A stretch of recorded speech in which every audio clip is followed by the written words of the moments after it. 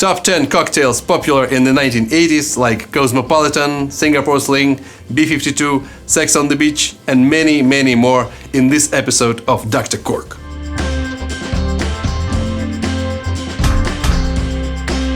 Let's take a neon-colored trip back to the 1980s, the era that gave us MTV, Back to the Future, Nintendo, Metallica, and some of the most flamboyant drinks in cocktail history. This was also when cocktails became more accessible to the masses, moving away from the sophisticated and spirit-forward classic drinks to fun, approachable concoctions that anyone could enjoy. A typical 80s cocktail should have at least one of these features. Be bright in color, which came from the holy trinity of fruit liqueurs, Midori, blue curacao and peach schnapps. The other option is grenadine syrup. Contain fruit juices, especially cranberry, orange or pineapple. Generally very sweet and fruit-forward. Vodka as a base spirit, which replaced the gin's popularity. Multiple layers, if it's a shooter. Elaborate garnishes, paper umbrellas, fruit spears and so on. Provocative or suggested name, like Sex on the Beach, Blowjob and so on. And crushed ice, but crushed ice, I hate it. I didn't want to repeat myself today too much, so I will not be making Long Island iced tea, Blue Lagoon, Alabama Slammer, Woo Woo, because I've made them already not so long ago. Check it out. Let's start with Midori Sour. Midori, which means green in Japanese, is a melon liqueur popular in the 80s. Its flavor is derived from Japanese muskmelons and yubari fruit. Also, of course, lots of sugar and green food coloring. And one of the most popular cocktails with it is Midori Sour. This cocktail is built directly in a highball glass, filled with ice, and add melon liqueur, Midori or other, 1 ounce, 30 ml. Vodka, 1 ounce, 30 ml. Freshly squeezed lemon juice, half an ounce, 15 ml. And lime juice, also half an ounce, 15 ml. Of course, you can use just lemon juice or just lime juice, and in the 80s they would have probably used something like a sweet and sour mix, but I digress. Stir it, add a little bit of ice, and top up with club soda. Stir a little more, and garnish with a lemon wedge. It is sour. You could add a little bit of simple syrup or rich simple syrup, but I think that the name sour suggests that it should be sour, and it is. Maybe a little bit too much for some people, but I personally like sour cocktails, so this one is pretty good. The Singapore Sling. Created in the early 1900s by the Chinese-born Ngiam Tong Boon at the Long Bar and Raffles Hotel, Singapore, it originally contained gin, citrus juice, soda water, and likely cherry brandy and Benedictine. Its exact historical recipe remains debated, with some even claiming it included red wine, and modern versions typically build on these base ingredients, adding pineapple juice, Cointreau, grenadine, and bitters, with each bar creating its own variation. And here's one that was given to Dale DeGroff by a former bartender in the Raffles Hotel, so this may be the original. It is shaken, and to the shaker I'm gonna add regular London dry gin, 1.5 ounce 45 ml, cherry liqueur or cherry brandy liqueur, half an ounce 15 ml, Benedictine liqueur made with different spices, a 1/4 ounce 7 ml, Cointreau or 40% ABV triple sec, a 1/4 ounce 7 ml, pineapple juice, freshly squeezed or otherwise, 1.5 ounce 45 ml, freshly squeezed lime juice, half an ounce 15 ml, grenadine syrup, 1 teaspoon, and a dash of Angostura bitters. Fill the shaker with ice and shake it vigorously, dedicating this shake to this comment.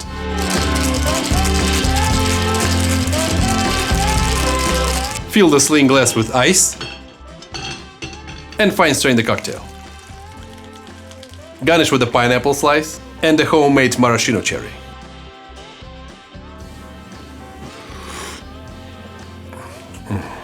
I love it so much. It is a balance of everything. It's pineapple, fresh pineapple and cherry, a little bit of bitters, which enhance everything. Benedictine adds herbal notes as well as gin, and it is basically a perfect cocktail. It's pretty complex, I mean a lot of ingredients and tiny bits of some of them, but overall it's a balanced cocktail that everyone should try at least once in their life. But if you buy that bottle of Benedictine, you might as well make it every day. Pina Colada is a mix of rum, coconut and pineapple, invented in 1952 by Ramon Marrero Perez in Puerto Rico when he blended the cocktail and it became an instant classic. Later, in the 1980s, bartenders started making pina coladas using cheap bottled mixers, but I'm going to make it just as Ramon bequeathed. When making pina colada, you have two options: shake it or blend it. Shaking keeps the cocktail from becoming overly diluted, but blending gives it a thicker texture. I'm in the mood for blending today, and by the way, I have a whole video about different variations on the pina colada, where I'm very sad for some reason. Check it out. Firstly, we need cream of coconut, not to be confused with coconut cream. You can buy something like Coco Lopez or Coco Real, but it's really easy to make. 1 part coconut milk and the exact amount of sugar by weight. Heat it up, but don't boil, just mix until sugar dissolves. Sterilize the bottle using boiling water and fill it with hot cream of coconut.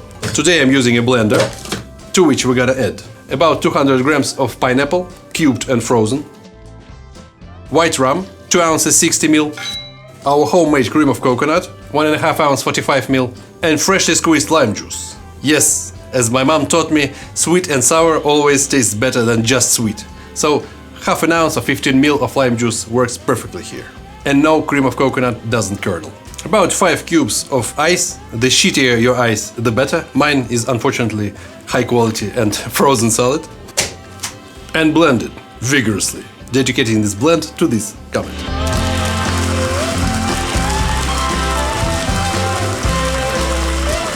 And strain to a nice tiki glass.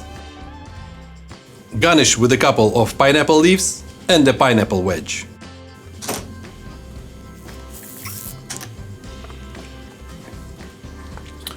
Oh, I don't know what to say. You all know how pina colada tastes like. This one is very pineapple-y. I think I added more than 200 grams of pineapple, and it made the cocktail even better.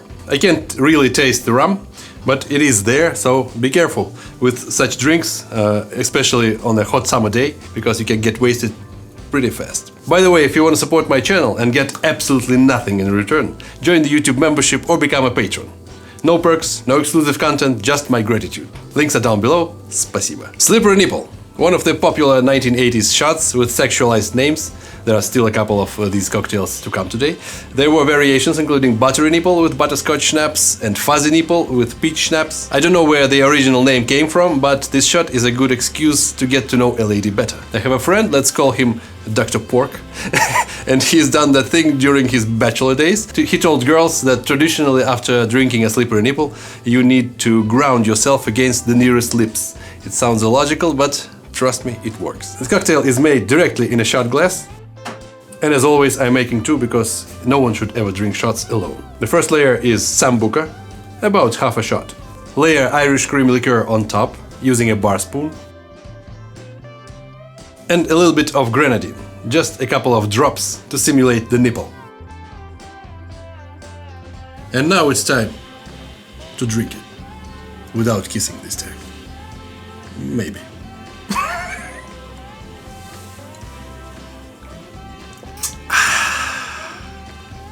Ну чё? Я верю, ну как тебе шотик? Да. Speaking of nipples, sex on the beach. This cocktail has many variations, which all include vodka, peach liqueur and orange juice. And this one was created by Simon Difford. We're gonna need 2 shakers. Shaker number 1, beach. Peach liqueur, 2/3 of an ounce, 20 ml. Orange juice, freshly squeezed or not, 1 ounce, 30 ml. And pineapple juice, 1 ounce, 30 ml. Shaker number 2, sex. Vodka, 1.5 ounce, 45 ml. Cranberry juice, 1 ounce, 30 ml. And raspberry liqueur, half an ounce, 15 ml.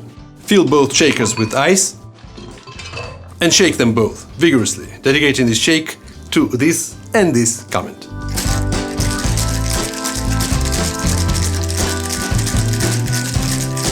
Fine strain the beach part and layer sex on top. Garnish with an orange wheel and let's try it. It is good. It is probably just a regular sex on the beach. It is balanced, nice and peachy, but I don't think that you need all that hassle. Just mix it all in one shaker and you'll be good. The presentation is nicer, of course, but you'll mix it anyway before drinking, so is it worth it? I don't think so. There's a popular Blue Hawaii cocktail with rum, blue curacao and pineapple juice. And the Blue Hawaiian is a variation on that cocktail with cream of coconut, which I made, so you betcha I'm using it. It is shaken. And to the shaker goes rum, 1.5 ounce, 45 ml. Blue curacao liqueur, 3/4 ounce, 22 ml. Pineapple juice, 2 ounces, 60 ml. Our homemade cream of coconut, 3/4 ounce, 22 ml. Freshly squeezed lemon juice, half an ounce, 15 ml. Fill the shaker with ice and shake it vigorously, dedicating the shake to this comment.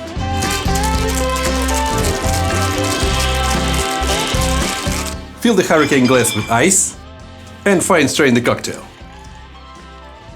Garnish with a pineapple wedge and a homemade cocktail cherry. Sweet, indulgent. I don't know if blue curacao adds anything except for sweetness and the color, but it's basically a Pina Colada. It's pretty close because it's rum with pineapple, but it's very tasty nonetheless, and I highly recommend to make it. I like it better than Blue Hawaii because it has cream of coconut.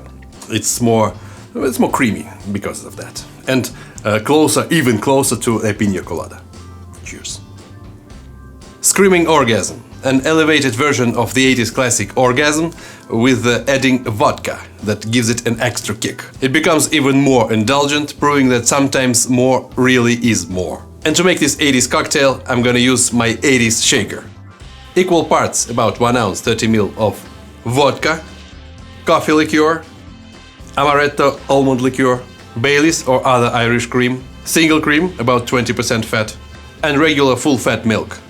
Fill the shaker with ice and shake it vigorously, dedicating the shake to this comment. Fill the hurricane or sling glass with ice and fine strain the cocktail. And grate a little chocolate on top.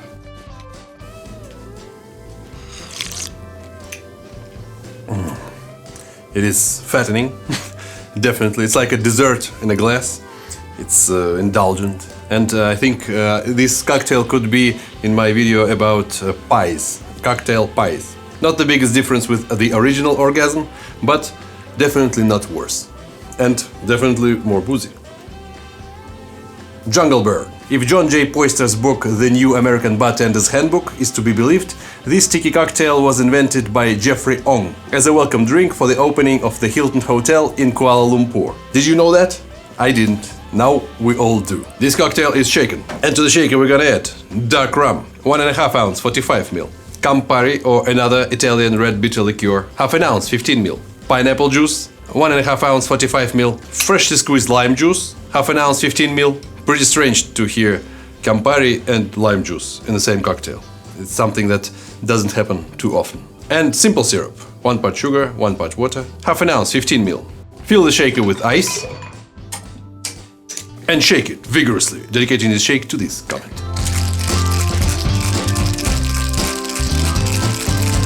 Fill the old-fashioned glass with ice and fine strain the cocktail.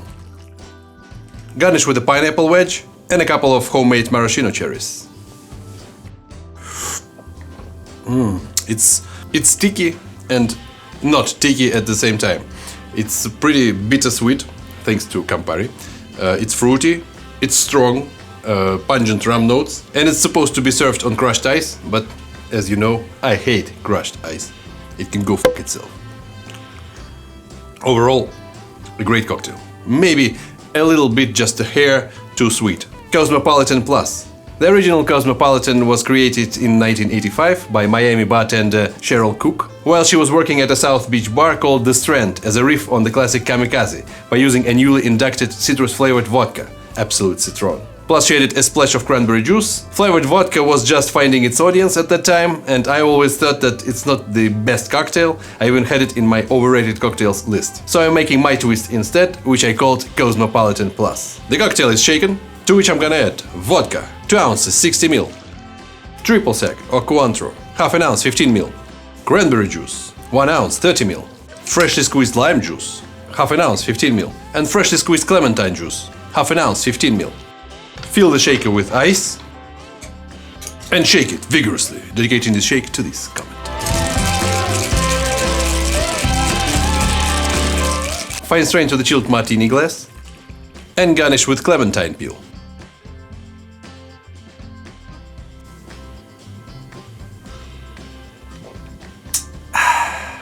A pretty strong cocktail, but to me it's more balanced. It's a little bit like a... I wouldn't say it's a kamikaze, it's more like a martini or something like that. Maybe the glass also adds to that. What I don't like about the original Cosmo is that it doesn't know what it wants to be. It's not particularly strong, not particularly light, not particularly anything. Something in between. And this one is strong and proud of it. At least I am. And the last cocktail for today is B52. I have made a whole video about 10 best shots, check it out. And by the way, a whole video about B52 variations, so check it out too. Check all my videos out, is what I'm saying. To the shot glass pour coffee liqueur, Kahlua or other. Using a bar spoon, layer on top cream liqueur, Baileys or other. And triple sec or Cointreau on top. Turn the lights off and set our cocktails on fire.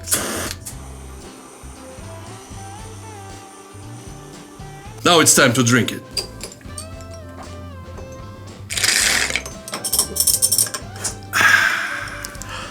Okay, this is B52. I don't know what to say about it. It's still B52. I think there are no people that are watching this video right now who haven't tried it once, at least once in their lifetime. It's a sweet, strong, fun cocktail for parties. Not the best one, but very 80s. Okay, that's it for today. I'm tired of drinking. Don't forget to subscribe, hit like, and all that jazz. And also all the recipes in text form are on my website, thedrcork.com, link is down below. Which 80s cocktails do you like? Maybe I haven't made something, because I couldn't make everything. Subscribe to my Patreon or become a YouTube member. And as always, Dosvidos and drink responsibly. And all that stuff. Sterilize the bottle using boiling water and fill it with hot cream. I'm sorry. Sterilize the bottle using boiling water and fill it with hot cream of coconut.